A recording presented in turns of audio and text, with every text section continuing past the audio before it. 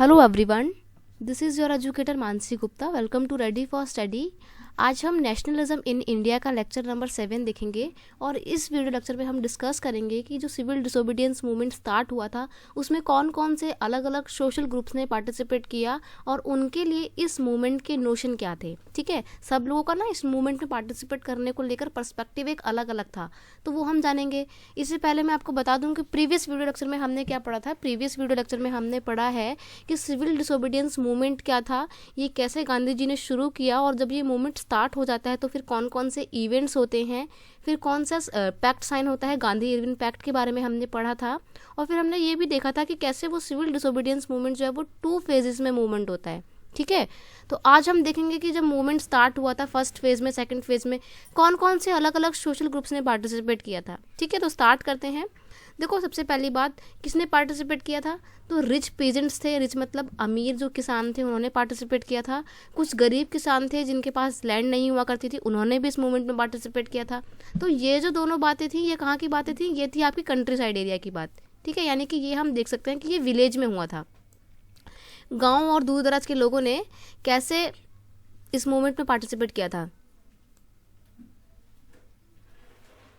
ये विलेज का जो है, कंट्री साइड का। ठीक है, अगर बात करें शहरों में, टाउन्स में इस मूवमेंट में किसने पार्टिसिपेट किया था, तो वो थे आपके बिजनेस क्लास। देखो, मैं यहाँ पर ना एक और आ जाएगा, वो आ जाएगा वर्किंग ग्रुप। लेकिन ना मैं आपको बता दूं, जो वर्किंग ग्रुप थे ना बेटा, उनका पार्टिसिपेशन बहुत ही ज़्यादा कम था इस मूवमेंट में और बहुत ही लिमिटेड एरियाज में ही था, जैसे कि नागपुर वगैरह में ही इसका पार्टिसिपेशन था। इसलिए मैंने अलग से नहीं लिखा है, लेकिन आप लिख सकते हैं कि बिजनेस क्लास और वर्किंग लोगों ने पार्टिसिपेट किया था टाउन में। टाउन मतलब शहरों में। ठीक है, तो ये याद करने के आपको तरीके हैं, क्योंकि अलग अलग लोगों ने पार्टिसिपेट किया तो आप भूल जाएंगे किसने कैसे पार्टिसिपेट किया था। इतना याद रखना, गाँव में किसने पार्टिसिपेट किया था? पीजेंट्स ने पार्टिसिपेट किया था, चाहे वो रिच हों और चाहे वो पुअर हों, दोनों ने पार्टिसिपेट किया था। शहरों की बात करें तो टाउन एरिया में बिजनेस क्लास ने और वर्किंग ग्रुप्स ने, दोनों ने पार्टिसिपेट किया था। और अगर रही बात विमेंस की, तो ये सबसे अलग है। क्यों? क्योंकि विमेंस ने विलेजेस में भी, मतलब कंट्री साइड एरिया में भी पार्टिसिपेट किया था और शहरों में भी पार्टिसिपेट किया था। अब हम 1 बाय 1 करके जानेंगे कि किस सोशल ग्रुप ने कैसे पार्टिसिपेट किया, कौन कौन लोगों ने पार्टिसिपेट किया और उनके लिए मूवमेंट में पार्टिसिपेट करने के पीछे क्या पर्पस था, क्या ऑब्जेक्टिव था, हम वो भी पढ़ेंगे। ठीक है, तो first of all we will discuss about the rich peasant. Rich peasant मतलब अमीर किसान। कौन कौन होते हैं भाई रिच पीजेंट्स? तो रिच पीजेंट्स में हम काउंट करते हैं पाटीदार। पाटीदार कहाँ के भाई? गुजरात के जो पाटीदार किसान थे वो रिच पीजेंट हुआ करते थे। और उत्तर प्रदेश के जाट किसान, ये भी काफ़ी रिच पीजेंट हुआ करते थे। तो इन लोगों ने इस मूवमेंट में पार्टिसिपेट किया। अब पार्टिसिपेट क्यों किया, उसके पीछे रीज़न देखो। आपको पता है, जो गरीब अमीर किसान होते हैं उनके पास बहुत बड़े बड़े लैंड होते हैं। ठीक है, तो ये लोग जो है बहुत बड़ी मात्रा में प्रोडक्शन करते हैं और ज़्यादातर ये लोग जो प्रोडक्शन करते हैं ना, पता है किसकी करते हैं? ये करते हैं कैश क्रॉप्स की। कैश क्रॉप मतलब जो बाहर बेची जाती है, जैसे कि आपका कॉटन हो गया, है ना, इंडिगो हो गया, इन सब चीज़ों की ये लोग जो है क्रॉप प्रोडक्शन किया करते थे। लेकिन आपको पता है ग्रेट डिप्रेशन आ जाता है ड्यूरिंग द लेट 1920s, यानी कि 1928 के बाद से जो है ग्रेट डिप्रेशन का पीरियड स्टार्ट हो जाता है पूरे वर्ल्ड में। और during the great depression world economy goes into recession. आपको ये भी पता है कि सारे देश की, सारे कंट्रीज़ की जो इकोनॉमीज होती है क्या हो जाती है? बिल्कुल ठप पड़ जाती है। तो ऐसे में जो किसान थे, जो पीजेंट्स थे, उनको उनकी फसल का एक अच्छा दाम नहीं मिल पा रहा था। ठीक है, तो ऐसे में क्या हो रहा था? उनकी इनकम हो ही नहीं रही थी, उनके पास किसी भी तरीके की कोई इनकम नहीं हो रही थी। तो जब उनके पास इनकम नहीं थी तो वो रेवेन्यू जो था, ब्रिटिश गवर्नमेंट जो उनके ऊपर उनसे टैक्स वसूला करती थी, जो रेवेन्यू था वो उसको पे कर पाने में जो है सक्षम नहीं थे, कह सकते हो आप। वो नहीं पे कर पा रहे थे। तो उन्होंने बोला भी ब्रिटिश गवर्नमेंट से कि भाई उन्होंने मना किया कि हम नहीं पे कर सकते हैं, आप थोड़ा सा इसको कम कर दीजिए या इस टाइम एक बार के लिए माफ़ कर दीजिए। लेकिन जब ब्रिटिश गवर्नमेंट नहीं मानी तो they people join the civil disobedience movement, right. और जब उन्होंने मूवमेंट को ज्वाइन किया तो उन्होंने सिर्फ ज्वाइन ही नहीं किया बल्कि इसमें एंथुसियास्टिकली पार्टिसिपेट किया। ठीक है, they did not rejoin. But क्या होता है, जब ये मूवमेंट में बहुत ही एंथुसियास्टिकली पार्टिसिपेट कर रहे होते हैं तो ये जो है पैसों से भी काफ़ी हेल्प करते हैं कांग्रेस की। लेकिन जब 1931 में गांधी जी मूवमेंट को कॉल ऑफ कर देते हैं just because of violence in some of the areas, तो क्या होता है रिच पीजेंट्स की डिमांड तो मानी ही नहीं जाती। मतलब जो उन्होंने बोला था कि हमारा जो रेवेन्यू है उसको माफ़ कर दीजिए, उनकी ये जो मांग होती है वो पूरी नहीं हो पाती है, और उससे पहले ही गांधी जी मूवमेंट को कॉल ऑफ कर देते हैं। तो जो रिच पीजेंट्स थे उनको बड़ा गुस्सा आता है कि गांधी जी ने हमारी मांग, हम जैसे ही मूवमेंट थोड़ा सा जोर पकड़ता है गांधी जी ने मूवमेंट को वापस ले लिया, ना तो हमारी डिमांड्स पूरी हुई, इस मूवमेंट का मतलब ही क्या हुआ। तो फिर क्या होता है 1932 में जब गांधी जी दोबारा मूवमेंट स्टार्ट करते हैं गांधी इम्पैक्ट के बाद, तब ये लोग पार्टिसिपेट नहीं करते हैं। क्यों? क्योंकि इन्हें पता था कि यहाँ तो पहली बार भी इन्होंने हमारी बात नहीं मानी थी, ठीक है, अब दोबारा से पार्टिसिपेट करने का कोई मतलब नहीं बनता। तो इन्होंने जो है सेकेंड टाइम मूवमेंट में इतना इंथुजियास्टिकली पार्टिसिपेट नहीं किया था। तो ये हम देखते हैं कि रिच पीजेंट का क्या रोल रहा था इस मूवमेंट में, ठीक है। अब अगर हम बात करें जो गरीब किसान थे, पुअर पीजेंट्स जो थे, उनका क्या रोल था, ठीक है।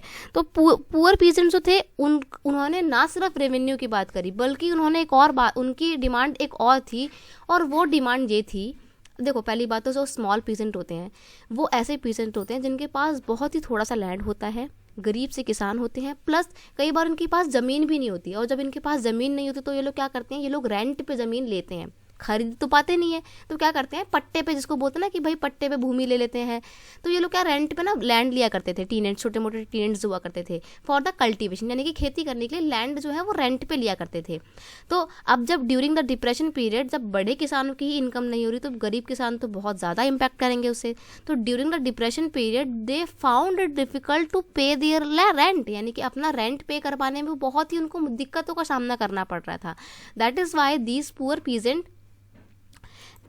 क्या चाहते थे, they want rent of land to be remitted, यानी कि जो जितने भी हमारे रेंट है ना अभी तक के उनको माफ़ कर दिया जाए, क्योंकि हम उनको पे तो कर नहीं पा रहे हैं, हमारी इनकम ही नहीं हो रही है, प्लस जो हमारे ऊपर रेवेन्यू लगाया जाता है, टैक्स वसूलती है ब्रिटिश गवर्नमेंट, उसको भी कम किया जाए, उसको भी माफ़ किया जाए। तो इनके जो है इनके दो पर्पस थे इस मूवमेंट में पार्टिसिपेट करने के, एक तो रेवेन्यू कम करवाना, दूसरा अपना जो रेंट है उसको माफ़ करवाना, उससे रेमिटेड पाना, उससे ख़त्म करवाना, ठीक है। तो इन्होंने इन दोनों ऑब्जेक्टिव के साथ इस मूवमेंट में पार्टिसिपेट किया। और देखो ये जो पीजेंट थे ना अपनी मांग को पूरा करने के लिए, मतलब ये रेंट से छुट्टी पाने के लिए, छुटकारा पाने के लिए कई बार क्या करते थे, जो छोटे मोटे लेवल पर रेडिकल्स मूवमेंट हुआ करते थे ना उसमें भी पार्टिसिपेट करते थे, ठीक है। इसलिए कांग्रेस जो है इनको जो है सपोर्ट नहीं प्रोवाइड करती थी। क्यों सपोर्ट नहीं प्रोवाइड करती थी? क्योंकि आपको पता है जो आपके पीजेंट्स हैं छोटे मोटे, ये जो है रेडिकल मूवमेंट से जुड़े हुए करते थे, और जो ये जो रेडिकल मूवमेंट होते थे ये सोशलिज्म की आइडियोलॉजी पे काम करते थे। सोशलिज्म की आइडियोलॉजी आपने क्लास 9 में पढ़ी होगी ज़रूर, जिसमें ये होता है कि प्राइवेट ओनरशिप को जितना ज़्यादा हो सके उतना डीमोटिवेट किया जाए, ठीक है, उसको कम किया जाए, और जो बड़े बड़े किसान हैं उनसे ज़मीन लेके छोटे किसानों में डिस्ट्रीब्यूट की जाए। तो जो इनके रेडिकल मूवमेंट में ये लोग जो पार्टिसिपेट करते थे सोशलिज्म की आइडियोलॉजी वाले, ये वायलेंस का रास्ता अपना लेते थे। और कांग्रेस में आपको पता है गांधी जी का मेन पर्पस क्या था कि कोई भी किसी भी तरीके की वायलेंस नहीं होनी चाहिए। इसलिए कई बार जो है हम देखते हैं कि जो कांग्रेस थी वो अनविलिंग थी अपना सपोर्ट प्रोवाइड करने से पुअर पीजेंट्स को, ठीक है। तो the Congress was unwilling to support the non rented campaign due to the fear of upsetting the rich peasant. और फिर उनको कांग्रेस वालों को ये भी डर था कि अगर हम छोटे मोटे किसानों की बात मानेंगे और सोशलिज्म की आइडियोलॉजी पे काम करेंगे तो जो अमीर किसान हैं, जो रिच पीजेंट्स हैं एंड जो लैंडलॉर्ड्स हैं वो हमसे दूर हो जाएंगे, और कांग्रेस उनका साथ छोड़ना नहीं चाहती थी, ठीक है। तो इसलिए जो गरीब किसान थे कांग्रेस उनसे थोड़ी सी दूर ही रही। तो हम यहाँ पे देखते हैं कि इन दोनों के बीच के जो रिलेशन थे वो कैसे थे, बहुत ही अनसर्टेन टाइप के थे, ठीक है। तो आई होप आपको ये पुअर पीजेंट का जो रोल रहा होगा ये भी आपको समझ में आ गया होगा। यहाँ पर जो आप पढ़ रहे हैं इसको आप पढ़िए समझिए, लेकिन एक बार अपनी बुक से भी रीड कर लीजिएगा, क्योंकि बुक से रीड करना बहुत ज़रूरी है। अब अगर हम बात करें बिजनेस क्लास की तो ये काफ़ी इंपॉर्टेंट है ये वाला, क्योंकि आपके पेपर में ना अलग से क्वेश्चन पूछ लेता है कि how the business class participate in the civil disobedience movement and what were their objective. तो इस पे 3 नंबर का क्वेश्चन आ जाता है, तो आप थोड़ा सा इसको ध्यान से देखना। देखो जो बिजनेस क्लास थी इंडिया में वो after the first world war काफ़ी फ्लॉरिश हुई थी। क्यों फ्लॉरिश हुई थी? देखो क्या होता है, हम लोग क्या करते थे बाहर के देशों से, यानी कि ब्रिटेन में जो इंडस्ट्रीज़ वगैरह थी वहाँ से सामान खरीद के अपने देश में लाया करते थे, और हमारे देश में जो है इम्पोर्टेड सामान का इस्तेमाल हुआ करता था। लेकिन जब फर्स्ट वर्ल्ड वॉर स्टार्ट हो जाती है तो ब्रिटेन की जितनी भी इंडस्ट्रीज़ होती हैं, जितनी भी फैक्ट्रियाँ होती हैं, वहाँ पर सारा काम ठप हो जाता है, क्योंकि एक तो लड़ाई वड़ाई हो रही है, तो स्थितियाँ कंडीशन ऐसी नहीं होती है कि फैक्ट्री वर्कर जो है आराम से काम कर पाएँ। और फिर जितनी भी फैक्ट्रीज थी वो पता है क्या करा रही थी, वो क्या कर रही थी, वो हथियार वगैरह जो होते हैं, वेपन्स औजार वगैरह जो है, इनको प्रोडक्शन में लगी हुई थी। तो जो नॉर्मल चीज़ों का प्रोडक्शन होता है वो कम हो जाता है। तो ऐसे में इंडियंस को जो अपनी चीज़ों की ज़रूरत होती है, इंडिया के लोग खुद अपने देश के अंदर ही उसको बनाना शुरू कर देते हैं। तो हम क्या देखते हैं कि इंडिया में जो बिजनेस क्लास है वो धीरे धीरे बहुत ही ग्रो कर जाता है, बहुत ज़्यादा फ्लॉरिश हो जाता है। ठीक है, तो जब ये लोग काफ़ी ज़्यादा फ्लॉरिश हो जाते हैं, इनकी अच्छे तरीके से जड़ें जो है वो जम जाती हैं पूरे इंडिया में, अपना इनका अच्छा खासा बिजनेस सेटअप हो जाता है। लेकिन जैसे ही वॉर ख़त्म होता है और दोबारा से ब्रिटेन और यूरोप के कंट्रीज़ में प्रोडक्शन जो होती है वो स्टार्ट हो जाती है, तो जो इनका जो इंडियंस बिजनेस क्लास का जो ग्रुप, जो इनकी इंडस्ट्री चल रही थी, वो धीरे धीरे स्लो डाउन करने लग जाती है, क्योंकि अब इनको फिर से कंपटीशन मिलना शुरू हो गया है। तो बस ये लोग वही कंपटीशन नहीं चाहते थे, ये नहीं चाहते थे कि बाहर के देशों का सामान जो है वो इंडिया में आए। ठीक है, तो हम देखते हैं after the war their huge profit were reduce, उनका प्रॉफिट कम होने लगा। Wanted production against the import of foreign goods, और इसलिए वो लोग क्या करते थे, वो चाहते थे कि बाहर से आने वाले जो सामान है उससे हमारे को प्रोटेक्शन मिले, ताकि भारत में बना हुआ सामान जो है वो भारत में बिक पाए। ठीक है, तो ये लोग वही चाहते थे, इनका मेन नोशन इस मूवमेंट में पार्टिसिपेट करने का यही था। ठीक है, और ये लोग चाहते थे रुपी स्टर्लिंग जो फॉरेन एक्सचेंज है उसको ज़्यादा से ज़्यादा बढ़ावा दिया जाए, ताकि बाहर के देशों से आने वाला सामान जो है वो उसको हम डिस्करेज कर सकें। ठीक है, तो क्या होता है, जो इंडिया के बिजनेस क्लास लोग होते हैं ये अपने लेवल पे छोटे मोटे कुछ अपने ऑर्गेनाइजेशन बना लेते हैं। कौन कौन से ऑर्गेनाइजेशन बना लेते हैं? एक ऑर्गेनाइजेशन होता है Indian industrial and commercial chamber, जो कि 1920 में बनता है। फिर एक आपका होता है federation of the Indian chamber of commerce and industry, ये आपका 1927 में बनता है। ठीक है, तो ये आपको दो आपके जो बने थे, ग्रुप बने थे, ये याद कर लेना, थोड़ा बहुत इंपॉर्टेंट है। ठीक है, फिर हम देखते हैं कि जो बड़े बड़े बिजनेस क्लास थे, जैसे कि आपके पुरुषोत्तम दास ठाकुर हो गए और जीडी बिरला है, इनके नाम काफ़ी इंपॉर्टेंट है। देखो मैं आपको बता दूं आपकी एडिशनल नॉलेज के लिए, जो आपका आज आरबीआई है ना, आरबीआई की स्टैब्लिशमेंट कब हुई थी? 1 अप्रैल 1935 में हुई थी आरबीआई की स्टैब्लिशमेंट, यानी कि आरबीआई की स्थापना। और आरबीआई क्या है? हमारे देश का सबसे बड़ा बैंक है। उस सबसे बड़े बैंक को बनाने में ना हमारे देश के, इंडिया के जो बिजनेस क्लास थे, इनका बहुत बड़ा रोल था। उसमें से एक नाम था पुरुषोत्तम दास ठाकुर का। ठीक है, तो इनका रोल काफ़ी इंपॉर्टेंट रहा था हमारे आरबीआई के इस्टेब्लिशमेंट में। तो ये जो बड़े बड़े चलो अपने टॉपिक पे आते हैं। तो ये जो बड़े बड़े इंडिया के बिजनेस क्लास ग्रुप थे, ये इंडस्ट्रियलिस्ट क्या चाहते थे? These industrialist attack the colonial control over the Indian economy. ये नहीं चाहते थे कि इंडिया की इकोनॉमी में ब्रिटिश कंट्रोल धीरे धीरे बढ़े, क्योंकि अगर ब्रिटिश कंट्रोल बढ़ेगा तो क्या होगा, ब्रिटेन के लोग तो भाई अपने देश का सामान बिकेंगे और इंडिया का सामान बिकेगा नहीं। इसलिए ये लोग जो है ब्रिटिश गवर्नमेंट का बहुत ज़्यादा विरोध कर रहे थे, और विरोध करने के लिए ही इन्होंने क्या करा, सिविल डिसोबीडिएंट मूवमेंट को सपोर्ट प्रोवाइड किया। और देखो भाई, मूवमेंट को सपोर्ट प्रोवाइड किया, पता है कैसे सपोर्ट प्रोवाइड किया? इन्होंने फाइनेंशियल असिस्टेंस प्रोवाइड किया, यानी कि पैसों से रिलेटेड जो है मदद प्रोवाइड की। ठीक है, यानी कि मूवमेंट को जो है इन्होंने इकोनॉमिकली भी काफ़ी हेल्प करी। ठीक है, और इन्होंने रिफ्यूज़ कर दिया कि कोई भी हम बाहर का सामान ना तो खरीदेंगे और ना ही बाहर का लाया हुआ सामान अपने देश में बेचेंगे। ठीक है, यहाँ पर एक सिंपल सा, यहाँ पर आपको एक कोटेशन लर्न कर लेनी है कि why the business class participate in the civil disobedience movement, just because of for them swaraj means the fight for the colonial restriction on business would no longer exist. उनके लिए स्वराज का मतलब ये था कि अगर हम मूवमेंट में पार्टिसिपेट करेंगे तो हम कॉलोनियल गवर्नमेंट की उन पॉलिसी का विरोध करेंगे, जिससे कि बिजनेस ग्रुप में जो है उनके बिजनेस में जो भी है बाहर के देश का सामान ना आ पाए। ठीक है, तो and trade and industries would flourish without constraints, यानी कि बाहर के देशों का, ब्रिटेन का कोई भी रोल नहीं रहेगा उनकी इंडस्ट्री को ठप करने में। तो वो बिल्कुल एक तरीके से फ्रीडम चाहते थे कि हमें अपने देश में अपने तरीके से काम करने दो, और इसीलिए उन्होंने इस मूवमेंट में पार्टिसिपेट किया ताकि ब्रिटेन की गवर्नमेंट का वो विरोध कर सके। ठीक है, the spread of militant activities, worries of prolong business disruption, growing influence of socialism among the young Congress. लेकिन फिर क्या होता है, कुछ टाइम बाद जो आपके बिजनेस क्लास ग्रुप हैं ये धीरे धीरे कांग्रेस से दूरी बनाने लगते हैं। अब क्यों दूरी बनाने लगते हैं, उसके पीछे रीजन ये था कि धीरे धीरे क्या हो रहा था ना, कांग्रेस में ना सोशलिस्ट आइडियोलॉजी वाले यंग लीडर्स जो है वो आते जा रहे थे। ठीक है, और आपको पता है सोशलिज्म की आइडियोलॉजी तो वैसे ही बिजनेस क्लास का बहुत ज़्यादा विरोध करती है। तो बिजनेस क्लास ग्रुप जो है वो धीरे धीरे कांग्रेस से थोड़ा दूर होने लगा, क्योंकि वो देखता है कि धीरे धीरे मिलिटेंट एक्टिविटी यानी कि वही वायलेंस बढ़ने लगी थी, और बिजनेस क्लास ग्रुप बिल्कुल भी नहीं चाहेगा कि वायलेंस बढ़ गई, क्योंकि वायलेंस होगी तो उनका बिजनेस नहीं चल पाएगा। ठीक है। सोशलिज्म की आइडियोलॉजी धीरे धीरे जैसे जैसे कांग्रेस में आती जा रही थी, ये जो है कांग्रेस से दूर होते जा रहे थे। तो जब सेकंड फेज में कांग्रेस का मूवमेंट स्टार्ट होता है, फर्स्ट टाइम तो गांधी जी कॉल ऑफ कर देते हैं मूवमेंट को, लेकिन जब दोबारा से सेकंड टाइम मूवमेंट स्टार्ट करते हैं तो बिजनेस क्लास ग्रुप पार्टिसिपेट नहीं करता है इसमें, ठीक है। और क्यों नहीं पार्टिसिपेट करता? क्योंकि वो देखता है कि कांग्रेस का कहीं ना कहीं अब जो रवैया है वो कैसा हो गया है, बहुत ही सोशलिस्ट रवैया हो गया है, और सोशलिज्म की आइडियोलॉजी से बिजनेस क्लास अपने आप को दूर ही रखते थे, ठीक है। अब अगर हम बात करें वर्किंग क्लास की, तो बेटा पहले मैं बता दूं, वर्किंग क्लास जो टाउन में होंगे, क्योंकि आपको पता है इंडस्ट्रीज तो शहरों में होती हैं, और शहरों में काम करने, शहरों की फैक्ट्री में काम करने वाले लोग कौन होते हैं? वर्किंग क्लास में आते हैं, मजदूरों में आ जाते हैं। तो मजदूर वगैरह जो है ना इस मूवमेंट से काफ़ी दूर ही रहे, ठीक है, इनका इतना ज़्यादा रोल नहीं देखने को मिला।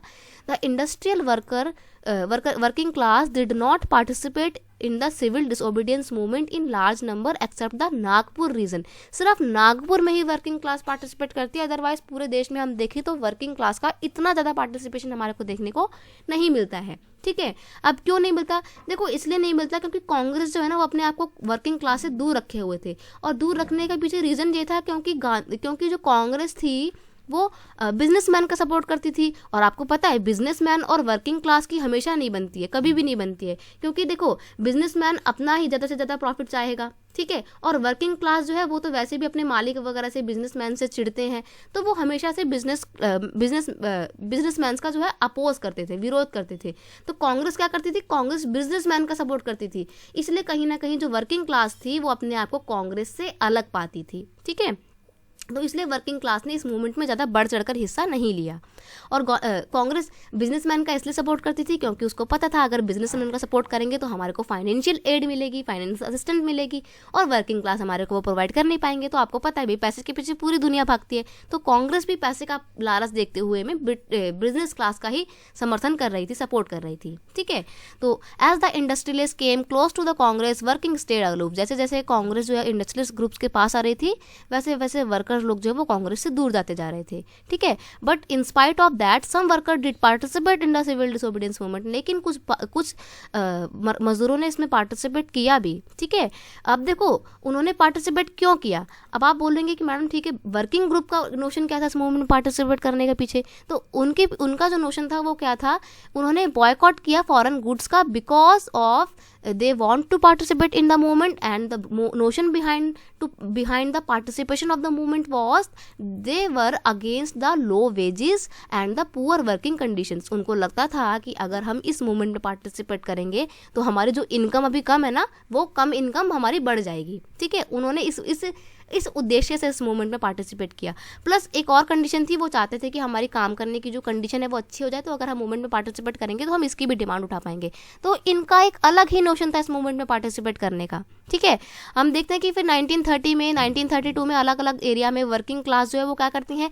स्ट्राइक कर देती हैं, है ना। 1930 में छोटा नागपुर में क्या होता है, बहुत सारे जो टीन मिल्स में काम करने वाले वर्कर्स होते हैं ना, वो क्या करते हैं, वो campaign in tin mills Gandhi cap पहन के जो वो प्रोटेस्ट करते हैं, बॉयकॉट करते हैं फॉरेन गुड्स का, ठीक है। लेकिन फिर भी कांग्रेस कहीं ना कहीं रिलक्टेंट होती है इस ग्रुप को अपने मूवमेंट में पार्टिसिपेट करने का, क्योंकि उसको डर होता है कि अगर हमने वर्किंग क्लास का सपोर्ट किया तो बिजनेसमैन हमसे जो है दूर हो जाएंगे, और वो बिजनेसमैन का साथ छोड़ना नहीं चाहती थी, क्योंकि अगर बिजनेसमैन का साथ छोड़ती तो कहीं ना कहीं जो उनकी एंटी इंपीरियल फोर्सेस है ना वो जो है टूट जाती, बिखर जाती। इसलिए वर्किंग क्लास का पार्टिसिपेशन कांग्रेस ने इसलिए वर्किंग क्लास का इतना सपोर्ट कांग्रेस ने नहीं किया, ठीक है।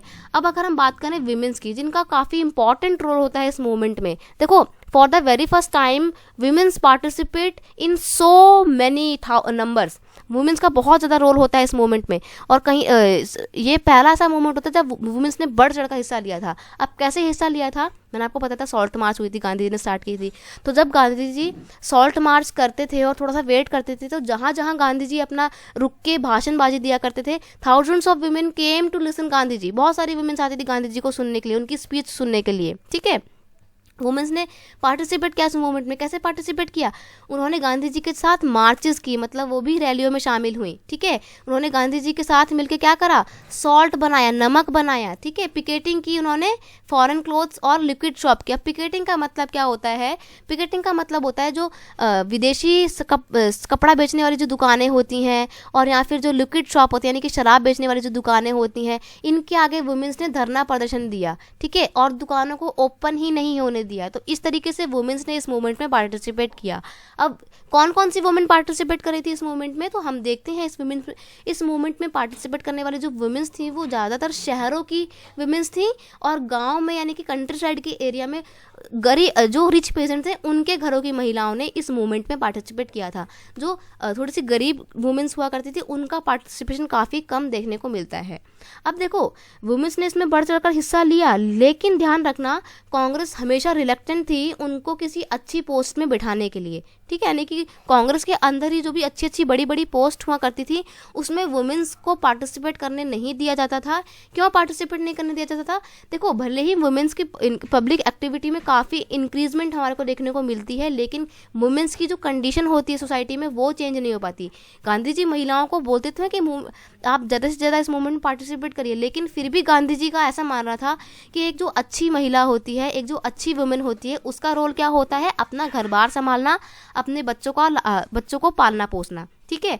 तो कहीं ना कहीं गांधी जी या फिर कांग्रेस की जो एक आइडियोलॉजी थी वो काफ़ी कंस्ट्रिक्टेड आइडियोलॉजी थी, काफ़ी रूढ़िवादी जिसको बोलते हैं, कंजर्वेटिव आइडियोलॉजी थी कि पार्टिसिपेट तो करे मूवमेंट में, लेकिन क्या पार्टिसिपेट करे? बस अपने बच्चों को बताए कि हमारे को क्या करना चाहिए, कैसे अपने देश से प्यार करना चाहिए।